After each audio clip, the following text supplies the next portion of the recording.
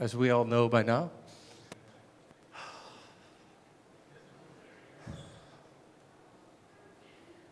Let's give them a big round of applause when they run in. It's Rushi. Welcome, welcome, welcome. Here's your mic. No, I'm good. So what happened is they booked me for 3 back-to-back panels. The first available one got pushed back, and the Celestial one got pushed back. So I'm everyone's problem now. I'm going to give you 6 minutes. Yeah. And you got 2 more minutes. That's all I need. All right. I'm here to talk about next-gen virtual machines.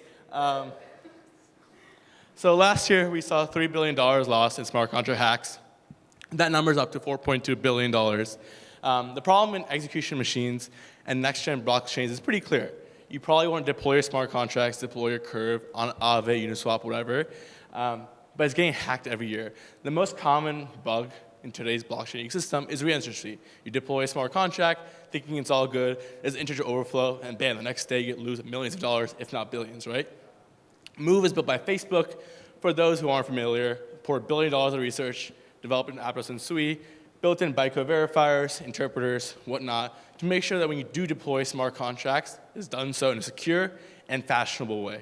There's also some comparisons between Solidity, Rust, and Move. If you guys are developers, this is probably the most commonly known languages, but Move is built to have security at the forefront. So when you execute a smart contract, it actually has formal verification built into the VM itself. Formal verification is typically a principle that's built into auditing firms, right? So when you pay an auditor $100K a year to audit your smart contracts, they check for, hey, does this code have integer overflows? Does it have byte mishaps?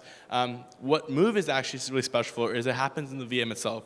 So there's embedded verifiers, provers, so when you execute a smart contract, it says, hey, is there integer overflow? Is there like a flash loan attack that could possibly happen? All these embedded protections so that when it does finally execute, it's fully clear. It's around 90% of bugs that are fully covered with Move provers.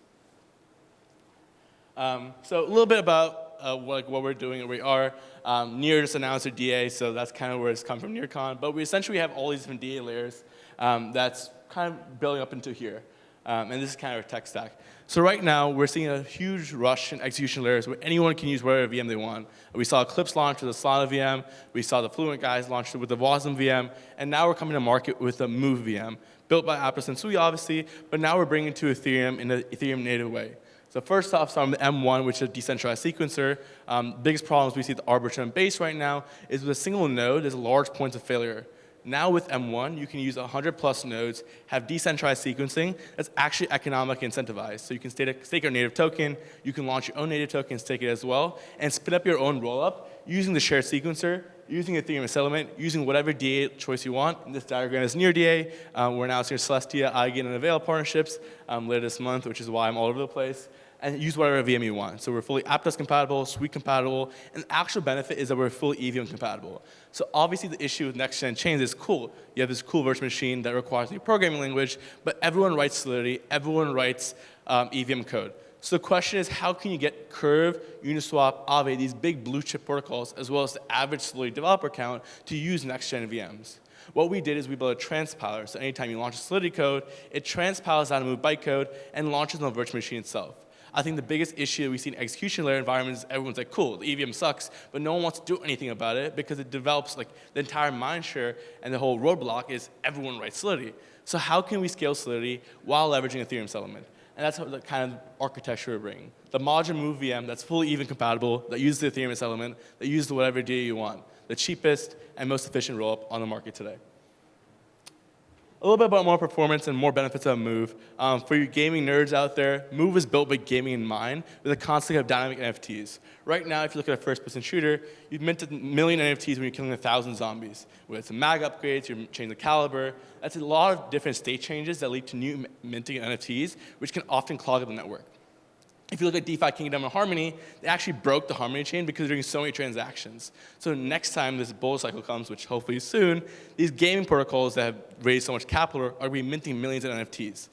With dynamic NFTs, with the Move VM, you can actually swap out traits as well. So if you kill 1,000 zombies, if you kill 2,000 zombies, you can swap out the mag within the smart contract itself, so you don't have any of these gas issues that you see with gaming contracts. Second thing, it's designed to be modular, where it's on Ethereum settlement, Avalanche settlement, BNB settlement. You can bring the Move VM to every system with modularity in mind.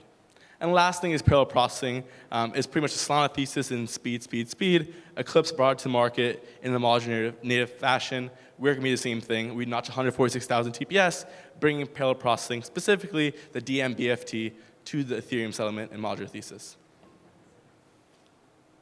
A little bit of Fractal, which is the EVM compatibility. That's kind of where our niche is.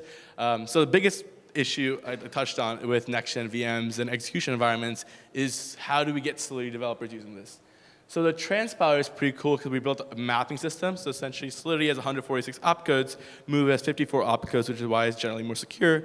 When you deploy these Solidity smart contracts, it breaks it down to the 146 opcodes, takes it to YOL, which is a more of an intermediate language, and then maps it to the Move opcodes. Won't get too technical, but long story short, you can communicate your existing Solidity smart contracts with the Move provers and launch on which machine. So you can actually use Move as a feature, not a requirement, which is how we actually see the adoption of these next-gen virtual machines. Solana just unveiled the Solang, which is the Solidity module. This is very similar, except it kind of prioritizes it, and it's done at the SDK level itself. The benefits here is you have full EVM compatibility. So if you're a current game written Solidity or EVM, you can now parallel process. You have 146,000 TPS built in, and you actually have built-in formal verification. So all the struggles that you've seen with Solidity, we all saw the curve attack and how bad that was. We saw the DAO attack. We saw pretty much every attack that's crippled DeFi in today's economy. Now can be prevented with a 90% success rate and actually increasing to near complete success rate with these built-in provers. A little bit about where we're at. Right now, we're compatible with every single DA solution, including the new Near DA that was launched. We'll be compatible to Veil, EigenDA, Celestia, the bigger names in the industry, as well as our mainnet solution will be a fully compatible ETH-L2 that leverages Celestia for DA and has MoveVM as well as alternative VMs for solutions. The network itself is where we have our mainnet, as well as we have a few great clients, both in DeFi and gaming, launching their custom app rollups, all connected to the shared sequencing network. The problem with traditional RAS models and launching rollups is, sure, you have 900 different rollups, but there's no way to connect them all. By having a unified shared sequencing network, A, you can now make sure that you have one network that doesn't have downtime issues, but B, you can easily move liquidity from point A to point B, kind of creating a unified experience. And second thing is making sure the community first. We've all seen those tokenomics of those L1s I won't name. We're actually going to be community first, making sure that majority supply goes to the community, whether it's developer incentives, making sure the validators are getting proper yields, making sure that we're transparent in everything we do.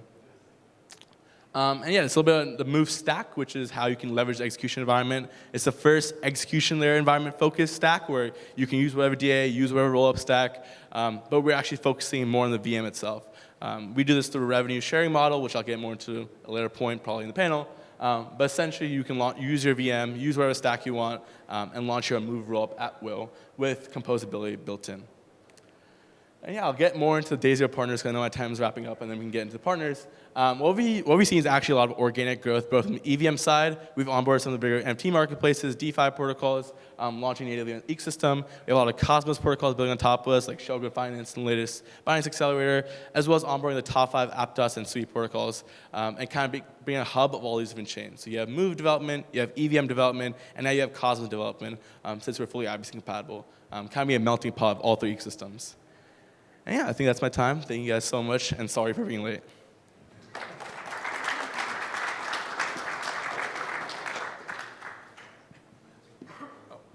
Okay, thank Questions? you. What an entrance.